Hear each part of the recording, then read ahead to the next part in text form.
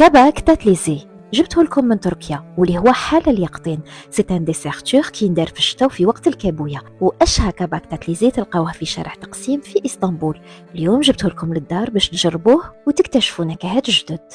الاصلي يندار مع كمية كبيرة تاع السكر. انا اليوم فضلت نديره برش عسيلة باش حلاوته تجي معقولة وخفيفة، وبيان سور استعملت عسيلة الوجدان الصافية.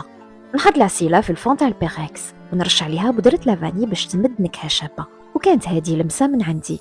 نحط الطروفان تاع الكابوية في البلا ونستفهم حدا بعضهم، ونجيب قرفة قرنفل وحب الهيل ونسم بهم الكابوية واللي تتوالم بزاف مع هاد النكهات. نزيد رشة لافاني على السطح وندير انفيلي من عسيلة الوجدان، ونختم كل شي بلمسة من المزهر ونغمها مليح وندخلها في كوشة متوسطة باش طيب وتتعطر.